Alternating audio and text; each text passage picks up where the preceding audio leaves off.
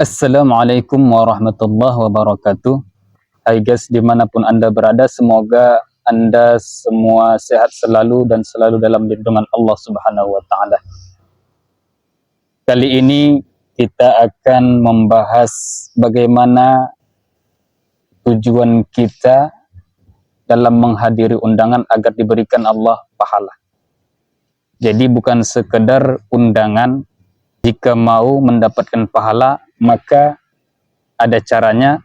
Nah, sebelum membahas intisari dari pembahasan kita akan menjelaskan tentang apa itu walimah atau pesta dan apa hukum menghadiri undangan tersebut.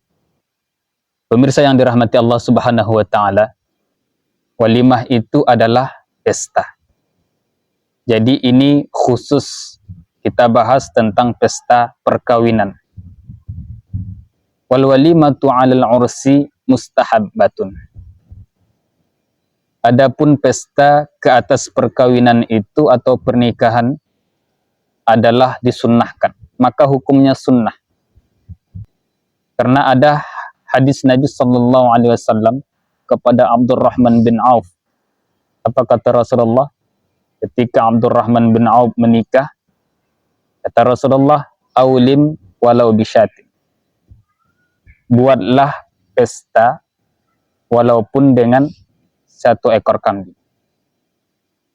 Maka di sini terkandung perintah dari Rasulullah itu adalah mengandung kesunahan.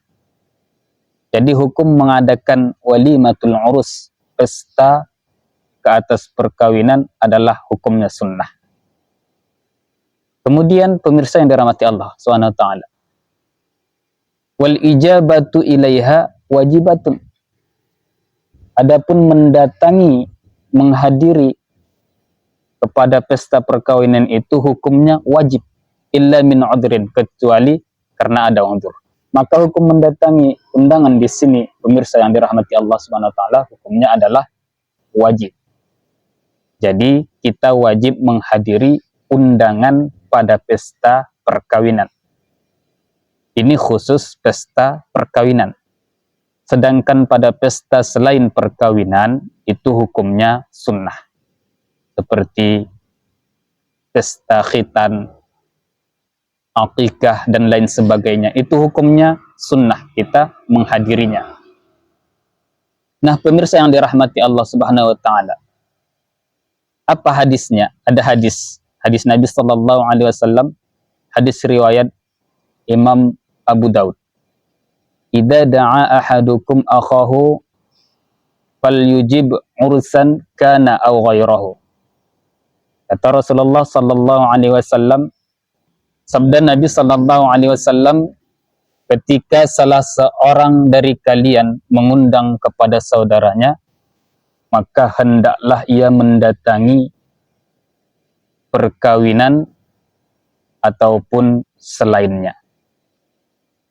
Jadi ulama menjelaskan di sini makna perintah dalam hadis ini mengandung arti wajib terhadap pesta perkawinan, tetapi sunnah kepada selain perkawinan. Maka hukumnya di sini adalah wajib menghadiri pesta perkawinan. Sedangkan selain pesta perkawinan itu hukumnya sunnah. Jadi bagaimana sikap kita ketika kita ada undangan? Oleh karena itu, pemirsa yang dirahmati Allah Subhanahu wa Ta'ala, inilah inti pembahasan kita.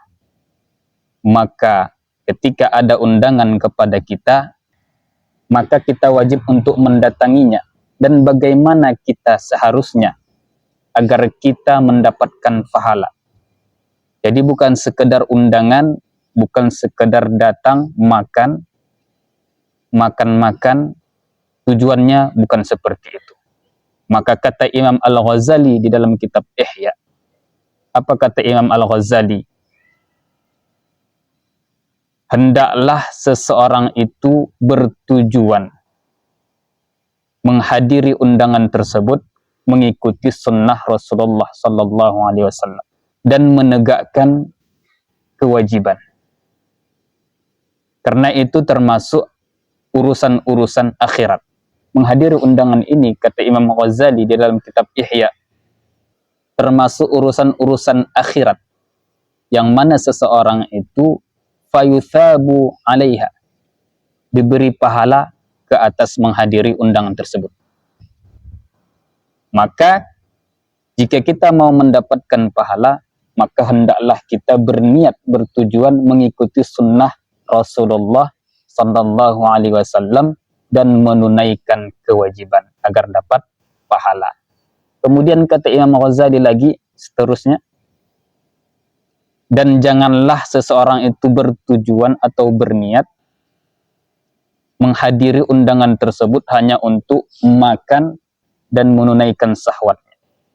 Jika seseorang menghadiri undangan tersebut dengan niat tersebut, ini adalah termasuk urusan-urusan dunia. Maka kata Imam Ghazali, hal yang seperti ini tidak diberi pahala.